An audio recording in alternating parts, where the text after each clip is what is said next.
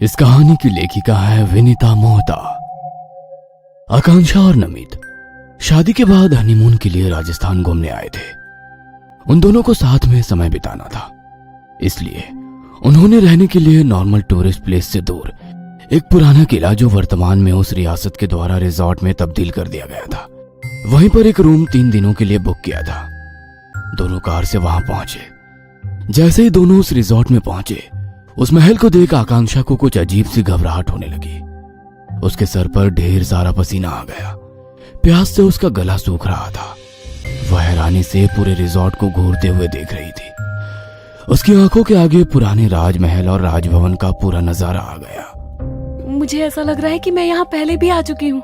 हाँ, ऐसा कैसे हो सकता है? तुम्हारा जन्म ही ऑस्ट्रेलिया में हुआ है और तुम पहली बार इंडिया आई हो, फिर इस जगह पर कैसे आ सकती हो? वो तो मुझे नहीं पता, मगर खैर छोड़ो इन सब बातों को। तुमने हमारे रहने के लिए बहुत ही अच्छी जगह चूज की है। Love you.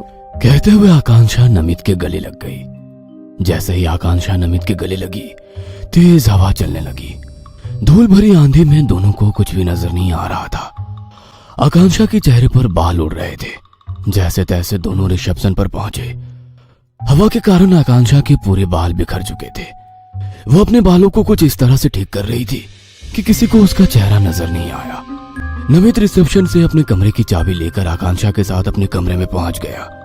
ना ही होटल के किसी स्टाफ का और ना ही नमित का और ना ही आकांक्षा का ध्यान गया कि होटल के रिसेप्शन पर आकांक्षा के पूर्ण जन्म की तस्वीर लगी हुई थी।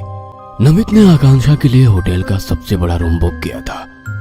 दिन भर की ट्रैवलिंग की थकान के कारण उस बड़े से आलीशान कमरे में लगे हुए पलंग पर नमित और आकांक्षा दोनों जल्दी गहरी नींद में सो गए। कमरे में पूरा अंधेरा था, केवल नाइट लैंप जल रहा था।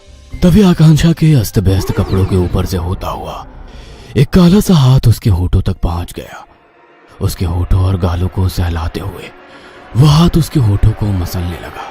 पहले तो नींद में आकांक्षा को लगा कि पास में सो रहा नमित ही उसे परेशान कर रहा है, मगर उस हाथ के खुरदुरापन के कारण उसके गाल छिल गए। वह चीख कर उठी। नमित यार, ये प्यार करने का क्या तरीका है?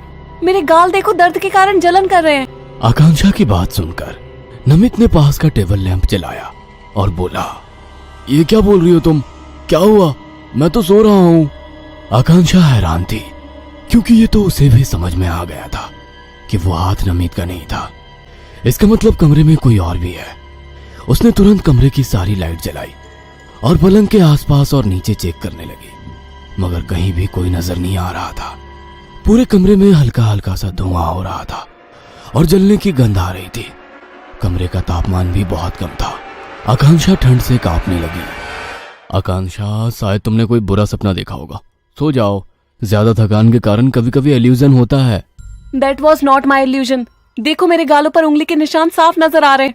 कहते हुए आकांक्षा ने अपना चेहरा आगे किया तो सच में उसके चेहरे पर उंगलियों के निशान थे। और ये बदबू, कितनी तेज किसी चीज के जलने की बात आ रही है। अभी के अभी हाउसकीपिंग को बुलाओ। आकांक्षा, रात बहुत हो चुकी है।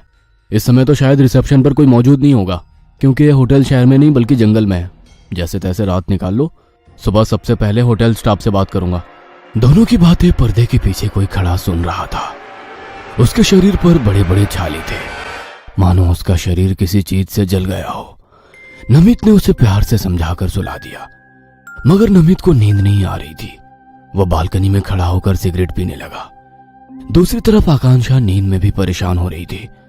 लगातार उसके चेहरे के भाव बदल रहे थे। ऐसा लग रहा था मानो वो कोई डरावना सपना देख रही हो। कुछ पल के बाद अचानक आकांक्षा जोर से चीख कर उठ गई और 2 बार ताली बजाकर बोली, कोई है? यहाँ पर हमारा प्यास से गला सूख रहा है।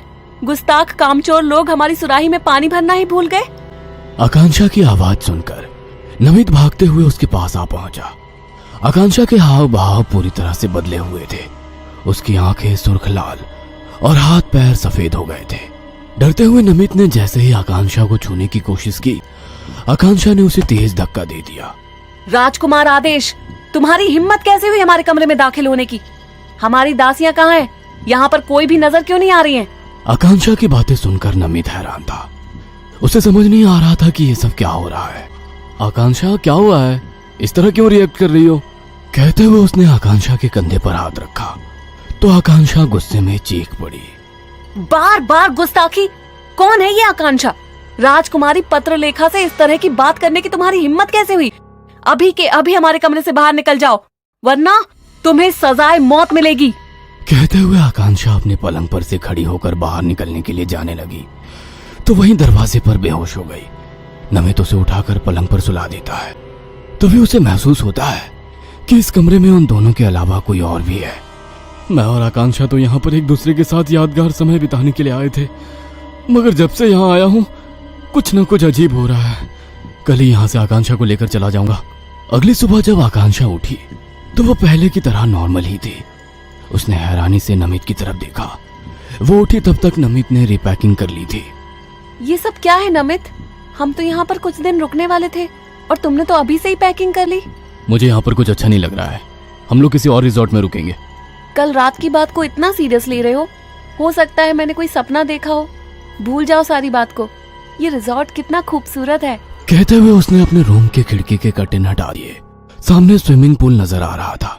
उसी पूल के पास एक आदमी खड़ा था जिसका शरीर पूरी तरह से जला हुआ था। वह आकांक्षा के कमरे की खिड़की की ओर ही देख रहा था। उसकी भयानक शक्ल देख आकांक्षा की चीख निकल गई। आकांक्षा की चीख सुनकर जैसे ही नमित खिड़की के पास पहुंचा, वहां पर कोई नहीं था। नमित ने आकांक्षा का हाथ पकड़ा और अपना लगेज लेकर उस रूम से बाहर निकलने लगा। जैसे ही आकांक्षा उस रूम से बाहर निकलने लगी, उस कमरे के भीतर तेज हवाएं चलने लगी और दरवाजा अपने आप बंद हो गया। कमरे का तापमान बहुत गिर चुका था। आकांक्षा ठंड से कांप रही थी। तभी उसे अपने सामने वही साया नजर आ रहा था जो कुछ देर पहले खिड़की से नजर आ रहा था। कौन हो तुम? राजकुमारी पत्रलेखा, मैं तुम्हारा अर्जुन हूँ। हमने तो साथ में जीने मरने की कस्में खाई थी, फिर तुम मुझे यहाँ अकेला छोड़कर क्यों चली गई? आज मैं तुम्हें अपने साथ ले जाकर रहूंगा। कौन पत्रलेखा? कौन अर्जुन? तुम्हें कोई गलतफहमी हुई होगी। ये मेरी आकांक्षा है जिसका इतने बरसों से इंतजार कर रहा था। उसे पहचानने में कैसी गलतफहमी? मेरे लिए ही इसका पुनर्जन्म हुआ है। और राजकुमारी पत्रलेखा, राजकुमार आदेश, पिछले जन्म में तुमने राजकुमारी पत्रलेखा को पाने के लिए मुझे धोखा दिया था, मगर अब तुम हम दोनों के बीच नहीं आ सकते। कहते हुए उस साय ने अपने हाथ आगे बढ़ाते हुए आकांक्षा का हाथ पकड़ लिया। साय का हाथ इतना करीब आने से आकांक्षा जोर से चीखने लगी। छोड़ दो, मुझे जाने दो। इस जन्म में सिर्फ तुम मेरी हो। अर्जुन को याद करो पत्रलेखा, कैसे इस आदेश ने हमें धोखा दिया था। इसने मुझे एक कमरे में बंद कर जिंदा जला दिया था और फिर धोखे से तुमसे शादी की थी। आज नियति को देखो, उसने मुझे अपना बदला लेने का मौका दिया है। कहते हुए उसने आकांक्षा की आंखों पर हाथ रखा तो आकांक्षा को अपना पुराना जन्म याद आ गया था कि कैसे आदेश ने धोखे से अर्जुन को एक कमरे में बंद किया और उसे जला दिया। फिर अर्जुन के कपड़े पहनकर राजकुमारी पत्रलेखा से शादी की। अर्जुन, मैं तुम्हारी थी और तुम्हारी ही रहूंगी। मुझे अपने साथ ले चलो। कहते हुए आकांक्षा ने नमित का हाथ छोड़ दिया और उस साय का हाथ पकड़ लिया।